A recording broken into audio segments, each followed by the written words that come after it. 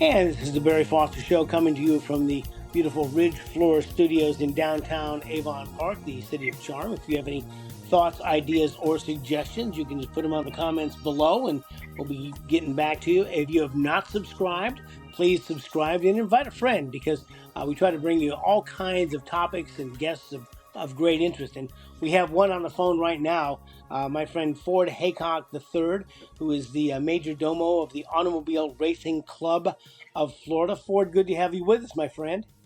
Well, good morning, Barry. Thank you very much. Let's talk a little bit about the Automobile Racing Club of Florida. To begin with, your family already has a lineage with the 12 Hours of Sebring, starting with your grandfather, who was the chairman of the race committee back in the 1950s. That's right. Ford Sr. was very good friends with Alec Ullman, the promoter of the Sebring race. And the community, there were two sides to the race in the early years. There was the race promotion, which Alec Ullman brought to Sebring with the cars and the drivers and the race team, so forth. But the community was responsible for preparing the race circuit to host the race. And that was a monumental task for the small town because we had a over 5 mile circuit. They were responsible for delineating the course with markers. They were responsible for fencing to control spectators, for concession stands, for bleachers, restrooms, pit areas. I mean, it just went on and on and on. And I remember when I was in Boy Scouts in the early 60s, our troop every summer, or every spring, I should say, would be headed out to the racetrack in February, painting and repairing and fixing up structures that needed attention in preparation for the coming race in March. So the community had a huge role in the race. It was a source of civic pride. All the civic clubs and organizations got behind it. The Sebring Firemen's Association really was the entity that the city appointed to oversee the airport property. And so they inherited the role of managing the track from the aspect of spectators and so forth. And so that's the role where my grandfather and other high-ranking officials of the Sebring Firemen's Association traded the role of chairmanship off and on. And during the first 5 or 6 years, Ford Sr. served as chairman, as did some other folks, Forrest Howard, and I don't have my roster in front of me, but you may be able to pull up other names. Yeah. But many people don't realize that it wasn't until 1987 that the Sebring racetrack was a year-round racetrack. I mean, it was put together annually in the spring to get ready for what arguably very quickly became a world-class and a world-renowned race. Well, that's true. Throughout 11 months of the year, the property of the airport was quiet. Then come first part of March, the racing community started to move in, and Alec Ullman and all the crews arrived and with their parties and excitement. So Sebring just came alive in March of every year with parades downtown and international flags draped across Ridgewood Drive. The parking lot across the street from the fire department served as the tech inspection for the race cars. And the high school, which was catty corner to that parking lot, was very close, and we could hear the race cars in our, when we were in class. And I remember trying to break out as early as I could every afternoon to run over to tech inspection. And gosh, it's hard to describe the excitement that existed in those days. You've got Ferraris and Porsches and Maseratis and Austin Healey's and Aston Martins and Mercedes-Benz. All these race cars were driving on the streets around Sebring. They would drive them back and forth through the track. And and they were just ripping and snorting when they were coming through downtown. The sound would echo off the buildings on Ridgewood Drive, and it was just magical. Hard to pay attention to algebra when that's going on. Uh, That's right. That's and right. for the first few years, this race was sanctioned by the AAA, and I think this is the 70th year of a horrible thing that happened at Le Mans that really kind of birthed the Automobile Racing Club of Florida. When some cars went into the stands, a number of people were killed. The AAA pulled out, and Alec Ullman and I think Forrest and some other people got together and created the Automobile Racing Club originally as a sanctioning body. That's correct. The AAA was the sanctioning body for the 12 Hours of Sebring. In 1955, a car went into the spectator bleachers at Le Mans and killed 83 spectators. And it was the darkest day in motor racing history. The result of that was immediately the AAA said, we will no longer endorse and sanction international sports car racing. So the problem that created for Alec Ullman is that without a sanctioning body, he would not be able to obtain an international calendar listing for Sebring. And so he was in a pickle. In the summer of 55, he went to France, met with the International Federation de l'Automobile, FIA, and requested permission to create his own sanctioning body. And they granted the creation of Automobile Racing Club of Florida to serve as Sebring sanctioning body. And in 1956, because the ink was not dry yet on that deal, he was granted an exception, was able to run the 56 race without a sanction. But the Automobile Racing Club of Florida took over in 1957 and continued to be the sanctioning body for Sebring until Alec Ullman retired in 1972, or after, I should say, after the 1972 race. Yeah, and it's amazing that something so bleak, such a big black cloud, ended up with a silver lining, because the ARCF went on and distinguished itself. It really is a great sanctioning body, but it went dormant in 1972 and was little thought about until what, 2022, 2023, when the light bulb came on, and Ford Heacock III and a bunch of enthusiasts decided that maybe you should have a group to try to keep the Sebring race history alive?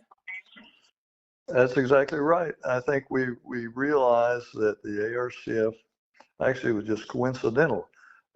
Frankly, I was having lunch with my attorney at a time when I had done some reading I'd been reading Alec Ullman's book again, and the Sebring story, and I happened to have lunch with my attorney, and I said, could we revive an entity that's been dormant for over 50 years? And he said, oh, sure. And a couple of days later, he called me and said, hey, Ford, you now own the Automobile Racing Club of Florida. Well, that was just kind of surreptitious. And I then wasn't quite sure. I didn't have a plan. I just had a name and approval to create an entity. So I was laid up for a little while with some illness, and I was able to think about it.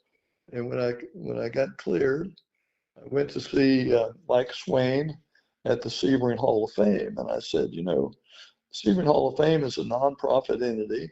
Why don't we attach the Automobile Racing Club of Florida to the Sebring Hall of Fame to be the membership arm of the Hall of Fame, and that way the ARCF could enjoy nonprofit status, because I didn't really have the appetite for setting up a new nonprofit organization with the red tape that involves.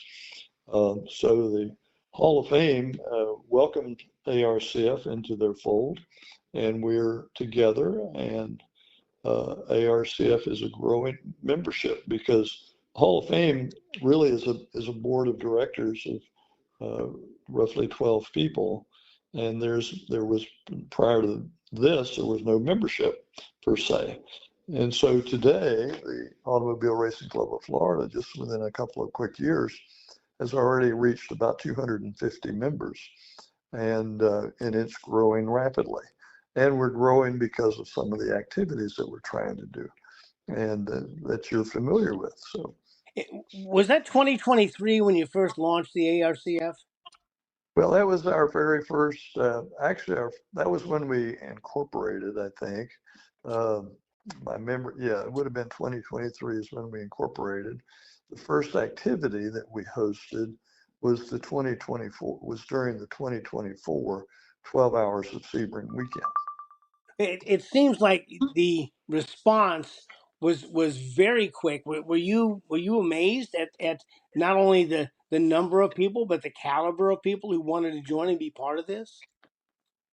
Well, yes and no. I mean, I think I expected that folks would kind of embrace this idea, and they have. We've had drivers, we've had, you know, people that have been associated with the race, whether it's corner workers or officials or race team members.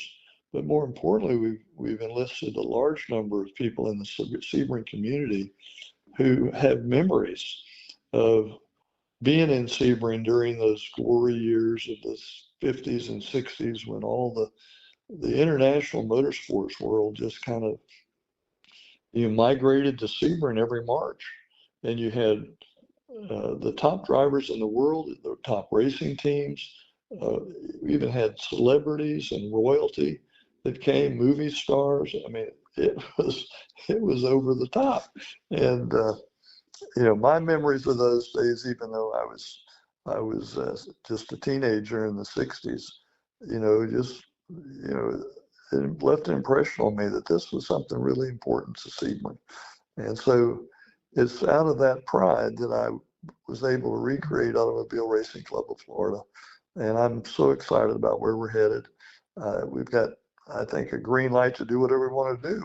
We just haven't figured it out yet. Yeah, Chris Economaki, I had a chance to interview him, who said Sebring is more than a race; it's a happening. And you're right. You had people like Lorenzo Lamas were there, James Garner, of course, Steve McQueen, Jackie Cooper. I think was the first Hollywood star to race at Sebring. So you had barons of industry, the Mr. Schraft from the Schraft Candy Factory. It was really a widespread group of individuals that began to make up Sebring. Of course, these are the big names coming to Sebring was a huge deal, as you pointed out earlier. But being a kid, so with the first race last year, you started with a number of events, a number of gatherings. That you had a little progressive dinner that went out throughout the track with ACRF members. You had a wonderful seminar at the Gallery of Legends. I mean, you put together quite a bit at I guess your inaugural ARCF convention, which also was known as the 12 Hours of Sebring. Well, I think I was referring to it as a reunion, an annual reunion of people who have connections to Sebring to come together. We hosted the winning team of 1978 as a program in the Gallery of Legends building on let's see, that was Thursday. Yeah, I think it was Thursday. I've got to back up and remember. I think it was Thursday afternoon, and that worked extremely well. We had Brian Redmond, Charles Mendez, who won the race in '78 with Bob Garrison.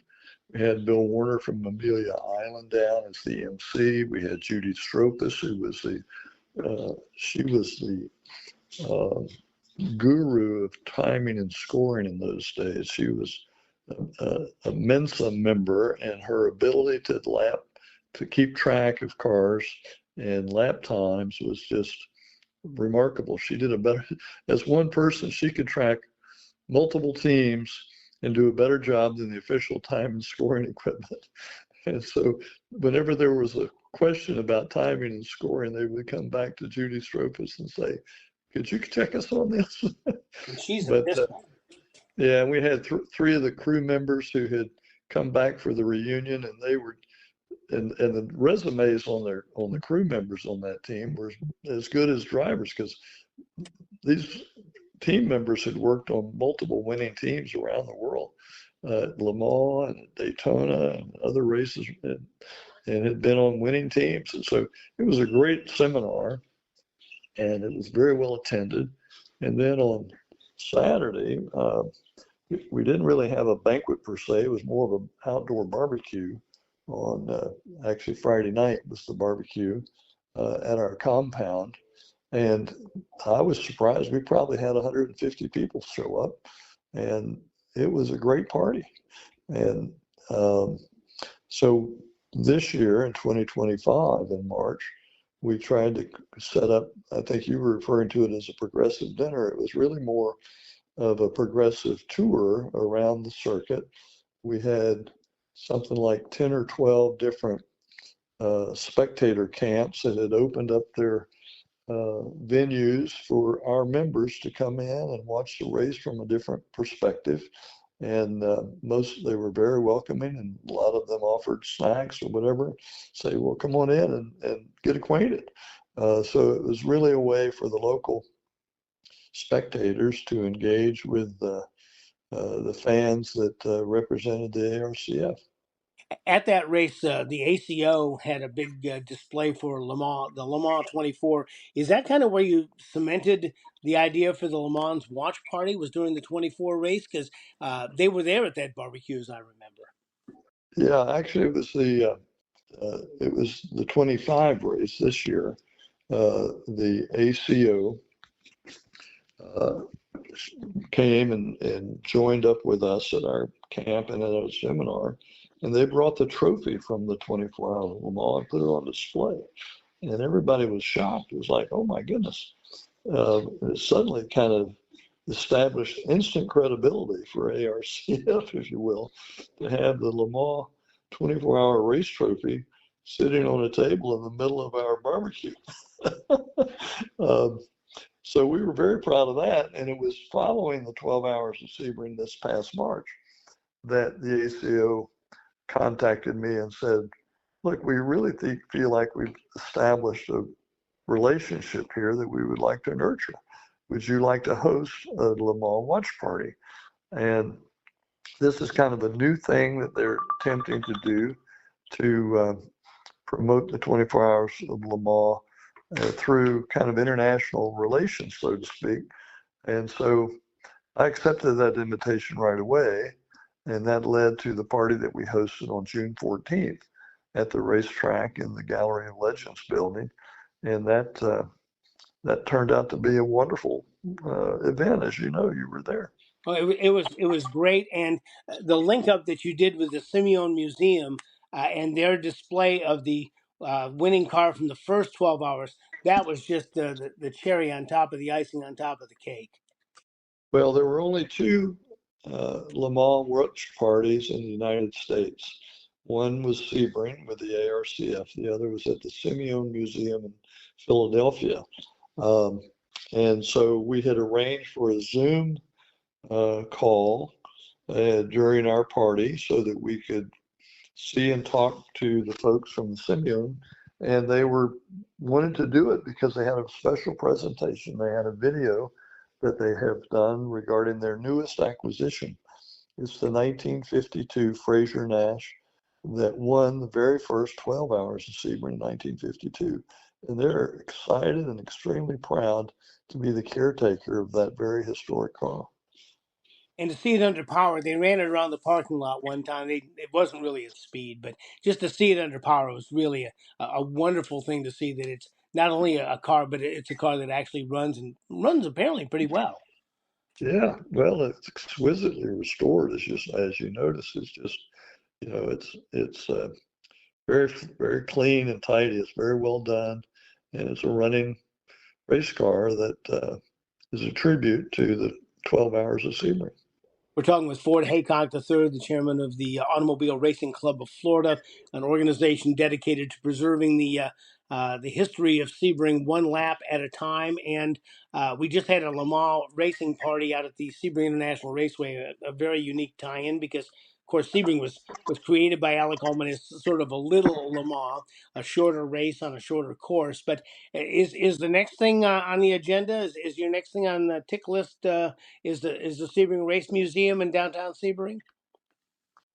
Well, there is interest, of course, to establish a race museum for the 12 Hours of Sebring. We had approached the Florida legislature for a funding request, and the session this year got a little bit contentious on the budget issues, so we were not successful receiving any funding for this year, but we intend to go back again next year and continue to pursue this idea of creating a museum, which would be in downtown Sebring. There's a wonderful opportunity to occupy part of the old Barnett Bank building on Ridgewood Drive. So we'll have to kind of bring you up to date on news as it happens down the road. I'd like to back up and just say that in 1950, Alec Ullman was at Le Mans for the 24 Hours race and was the team manager for the Briggs Cunningham team. And they had 2 Cadillacs entered in the race. And it was that experience that stimulated Ullman's interest in a race in America. He felt that it was time to unite European and American sports car racing. So that's what drove him to come back and search for a venue. And that's when he stumbled upon Sebring. And ironically, this year at Le Mans, there were 2 Cadillacs that won the front rope at starting positions at Le Mans. And so that little Cadillac connection from Alec Ullman in 1950 to today was, I thought, kind of interesting. And I believe they both finished in the top 10 as well. Yeah, So yeah. it is interesting because Sebring, of course, is the primary, inaugural, the first European style road race held in the United States, and so it holds that you can be bigger and you can be better, but you can't be firster. And Sebring was the first, and the Sebring Race Museum apparently, from what I'm being able to see, has gotten the blessing of some of the city officials in the city of Sebring, both the Community Redevelopment Agency and the City Council. They seem to be on board with having this happen. So, from the local level, you certainly have some people who want to see this happen. Well, yes, and I think cooperation from the community would be critical if it's going to happen. I would like to say that it would be very difficult for this to be a car museum because race cars from the early 50s have become immensely expensive and, in the millions of dollars. So I don't see our little group going on a buying spree to buy up a bunch of old race cars. I describe this as a race museum. It would be more of a museum to tell the story of how the Sebring community got behind this opportunity with Alec Ullman to establish this race. Because there are just hundreds of local stories about people that took part with all the different roles, and so the museum will really feature the community. It's a community museum, not a car museum. Now, that being said, it would be planned to have a gallery where cars could be displayed, but there'll probably be cars on loan. And so I would see that we would typically have in this museum a few rotating cars being displayed from various other museums, whether it's the Simeon Museum in Philadelphia or the Revs Institute in Naples, Florida, or the Brumos Museum up in Jacksonville. There are other museums that possess a number of Sebring race cars that I think we can access and bring them to Sebring to be displayed. Well, during our Le Mans watching party, I was sitting with Steve and Kathy Burley and also Ken and Diane Zeisenheim. And I think it was Kathy Burley who came up with the idea of trying to get an oral history of Sebring. And I know that Ken Breslauer already has decided to start a podcast and start interviewing drivers from the 70s, 80s, and 90s, the ones that he can find. I also have decided that I have several people. In fact, one of our podcasts earlier last month was with a guy named Bill Boyer. And Bill, of course, was with the Highlands Racing Team, which was a bunch of local guys who raced, I think, 10 times at the 12 hours. And their claim was they always finished. You know, they didn't finish first, but they always finished. And so we're going to try to uh, conglomerate some of these things so that the Sebring Race Museum certainly will have access to those things. So you have people who already are trying to put the history together. Do you feel like you're a cowboy out on the range trying to keep all the cattle together here with all these ideas and all these offers to help coming forward? Well, we don't have a facility right now to acquire and hold information. We're being offered a lot of stuff, you know, photos, materials, and our historian, Doug Morton, has done a great job of collecting an archive of photographs. He's got already north of 10,000 images that represent race history at Sebring. But a lot of the tangible things, whether it's posters, brochures, programs, other literature, you know, we really don't have a place to accept and preserve that stuff. So I would encourage people to just hold on to it. Hopefully the time is coming in the not too distant future when we will have the ability to accept donations of that type. So let me ask you, Ford, do we have any plans before the next 12-hour race? Is there anything the ARCF is looking to accomplish uh, as another party, another chance for race fans and Sebring aficionados to get together and enjoy themselves? Well, nothing has solidified at this point, but I think our idea is that if we have every year, we would have obviously the race in March. And I think we would like to have two events at other times in the year to keep the membership engaged. And this Le Mans Watch Party in June turns out to be an ideal opportunity for people to get back together. And hopefully in the fall, we're still noodling on different ideas, but I don't have anything to announce at this time. But our wheels are turning, so to speak. So let me ask you. Let's begin with joining the club. What does it take to become a member of the ARCF? Well, I would start by going to our website, which is arcf.net. We've got a very robust website with a lot of historical information already assembled there.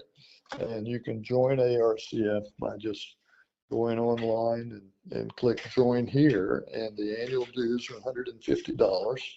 And you can get a nice little lapel pin and some stickers, and you get our newsletter, and you get an invitation to all of our activities. So if you're a Sebring fan and or someone that simply supports preserving history of Sebring, I'd go to arcf.net.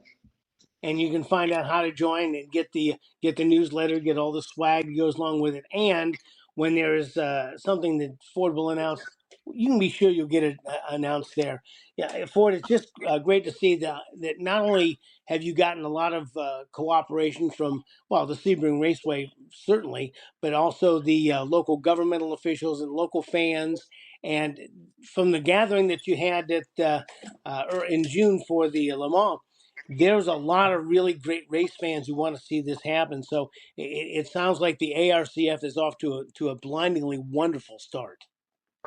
Well, thank you for those kind words, Barry. We're excited, and hopefully we'll be able to check back in with you and your podcast from time to time with an update. Please do this. Ford Heacock, the third chairman of the Automobile Racing Club of Florida. You want to find out more, it's just easy online. You go to arcf.net. That's Automobile Racing Club of Florida, ARCF.net. Ford, thank you for being with us this morning. We really appreciate you so much. Thank you, Barry. Hope you're doing well. You've been listening to the Barry Foster Show from the studios here in beautiful Avon Park, the city of charm. If you have any thoughts, ideas, or suggestions, put them in the comments below, and we'll see you next time.